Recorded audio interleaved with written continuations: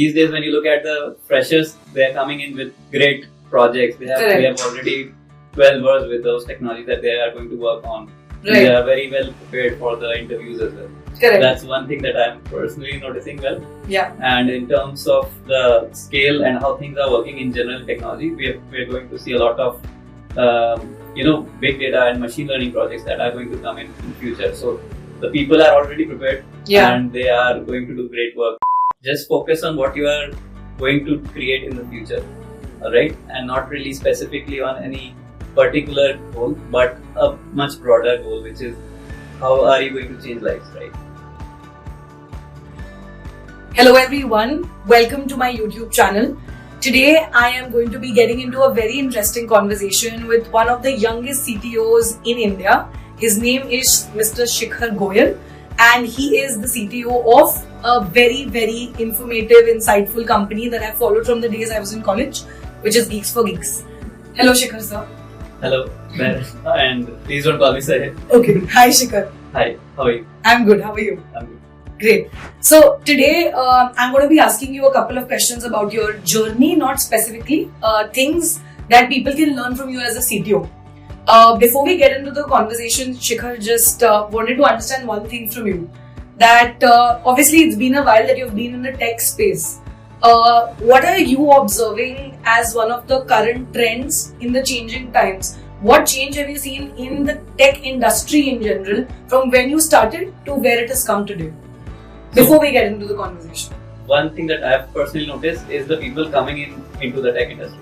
Yeah. So when in our times we didn't know much about how things work. Like we used to create projects in colleges, very basic one, library management system and all that.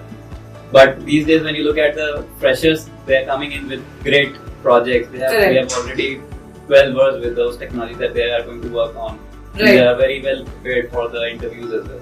Correct. That's one thing that I'm personally noticing well. Yeah. And in terms of the scale and how things are working in general technology, we're going to see a lot of big data and machine learning projects that are going to come in future. So the people are already prepared and they are going to do great work in the future. Wonderful. Yeah, I think even I have seen that. Being a career coach, I've seen that shift that students are more mindful and aware of what they want to do with their career and they work towards it a little earlier. Right. Yeah, than at least I did, or maybe you did. Okay. So we'll get into the conversation. The first thing I want to actually know from you is, you are one of the youngest CTOs in the country, and to run the company that you've been running in this role, what do you think are the most important skills that you possess that have helped you come so far, personally? Okay, so one thing that I have tried to maintain at mind is the ability to learn some things, right? Because you are not going to be knowing everything that you are going to get as a problem, right? Right. So you have to have that learning ability, that will to process information and really store it with yourself and understand any problem. Yeah. That's the other thing that you would have to have.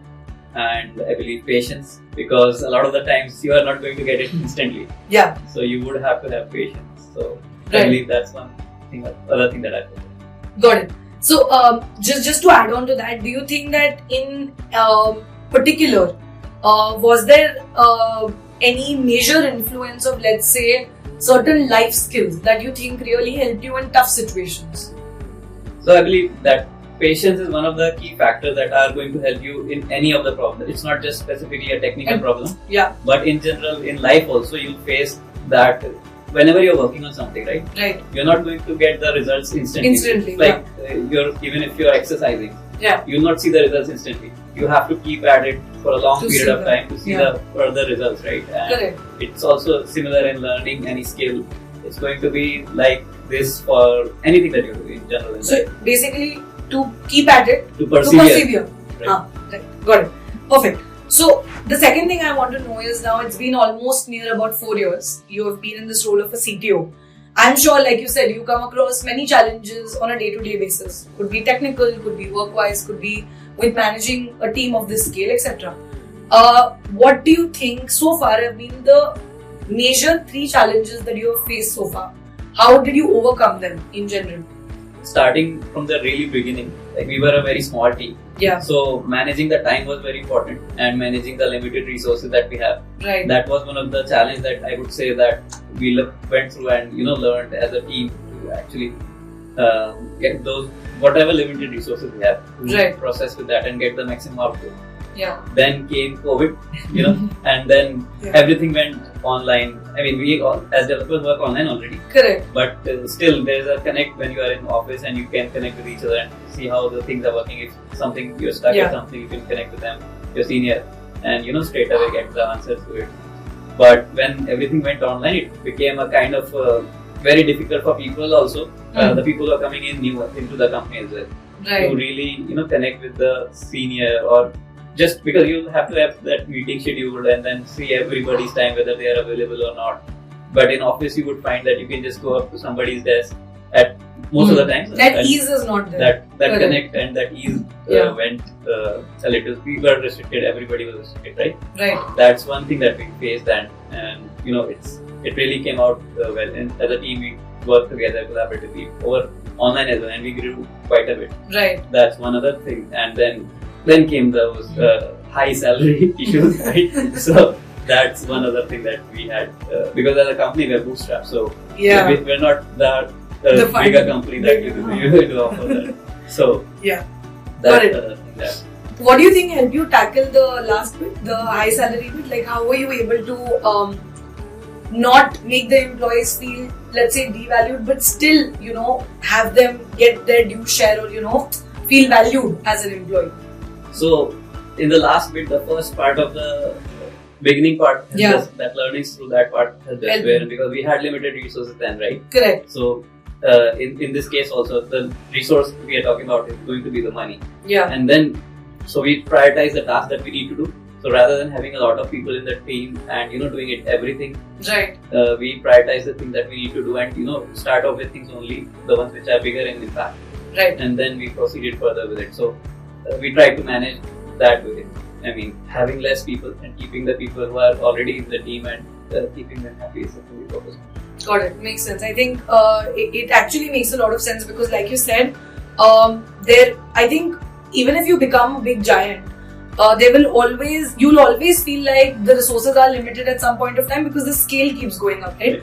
But again, like you said, it's about optimization and knowing that what resource has to be put to what task in the most optimal way so that both money, time is saved, right? So I think, well said.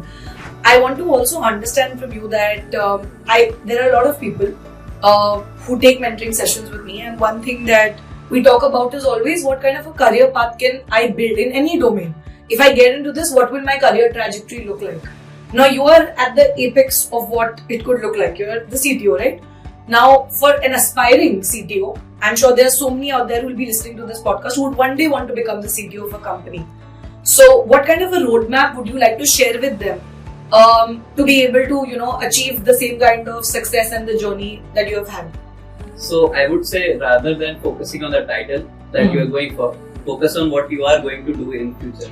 Right? So let's say if you're saying I want to be a CEO, rather than saying that, you would say I want to build a business which is going to help these many people, right? Right. So that's the goal that you should focus on, because that is something that can keep you motivated also.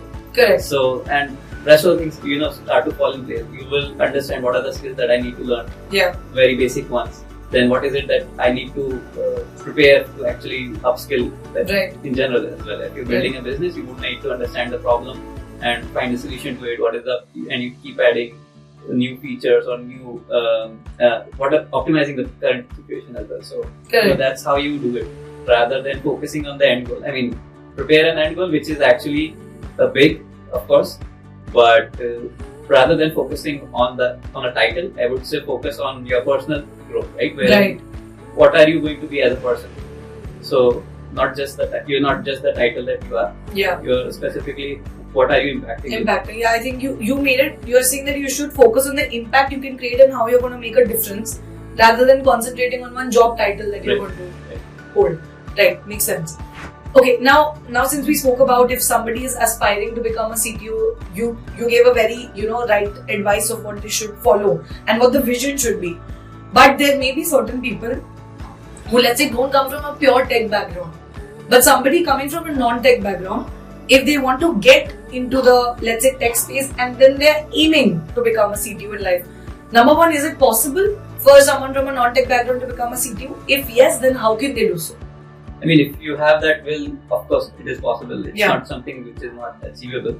Then, if you are really focusing to coming into tech field, right? So you would have to focus on the basics of technology. Like, if I would say, like, if you're really starting out, find out how a website works. Like, if you type a URL in your web page browser, how is it that I'm seeing a web page? Right. So that one of the very basics, and it is going. You'll get deeper and deeper into that. Like, you'll understand what are the concepts of internet, how websites work, how the page works, how the DOM works. So all those things you'll get to know, and these are going to get deeper as you go in. You'll get into it, right? If you find that interesting, you'll of course go into it. So that way you start with the basics and go ahead with dive deeper into whatever is your interest. So that way you can focus on, and then of course it is about skills and understanding of business, understanding of people, trying to create that as a person you would want to create a collaborative environment, right? Yeah. Wherein it's not just the yourself which is growing, but specifically everybody around you grows. So that's one of the things that you should actually focus on. Yeah. So I would say those are the things that we focus mainly on. Right. So what I understand is, even if you want to, let's say, ultimately become a CTO, it is going to start from the basics. Like, your fundamentals have to be very clear, is what I kind of understood. So that also means, like, let's say someone has 10 years of experience from a management background and wants to, let's say, ultimately become a CTO, they will have to go back to their fundamentals and upskill. Yes, because if you are creating something related to tech, right? Yeah. You would have to understand how tech works, and that's how you. But a lot of people fear doing that. I mean, it's pretty. Yeah. There's a lot of information available, right? So you have to find the interest actually. Like, if you're focusing whatever product you're working on, right, and you want to understand how that works. So if you're really going to do well in future, you would have to have that basic understanding of how things are going to work. Agree. The basic sense. Right. Makes sense. Got it. One last question that I want to ask you on this note again. Now, we spoke a little bit about technical skills, expertise, if someone wants to transition, what vision should you have, etc. I'm sure that in this journey, again, there would have been a lot of times wherein there would have been, instances where working with a team and keeping them motivated towards the vision would have been so important, right? More than just keeping yourself focused and working on yourself. So, what do you think are the 3 major leadership lessons that you've learned from your entrepreneurial journey so far? So, I think one of the very basic things, like I said, is going to be around you are not really focusing on just yourself, right? But effectively on what you are creating and who you are creating it with. Alright, so let's say if I'm really into a very particular group, right? From each perspective, we are focusing on how college education is very far away from the job scenario. Yeah. Right. So, and that's something which is very personal to me as well. Like, when I went through college, when I saw that the job scenario is completely different or very different. Yeah. So there is a bit of gap. Correct. That we are focusing on, and very much aligned. We are all aligned with that, right? So in the team also, you'll find that if you are able to convey that problem to the people, so that way you are inciting their own brains to work. Right? Yeah. You're not really imposing a solution onto them. That's one thing that we try to do. So one of the things is again being helping them understand the problem and allowing them to come with a solution, and the other one being, of course, being persistent. Right. Because at that time there will be scenarios where whatever you do, it's not going to give you outcome, right? So you have to have that belief and persistence to actually keep doing it for longer period of time, because at times there are going to be cases where you'll get stuck, you'll not really find that motivation to do it, but you're still going to do it, right? Right. Because you believe in that in a very larger sense. Right. So that is one other thing, and I would say the third thing would be letting people grow. Essentially, it's again very much related to first one, but again being genuine with them would help them connect with you. So that's one thing that we have tried. Like, we try to be genuine with them, Like what are the situations that you are going to work on and how is it going to look like in future. And we share that transparency. Yeah. So that way they are able to connect. If they connect well, and they whatever they. Right. So what I understand is majorly, to sum it up, that you're saying that what you have learned probably being a leader so far is that it's important to give your team obviously the freedom to work on what they want to and let them grow as well.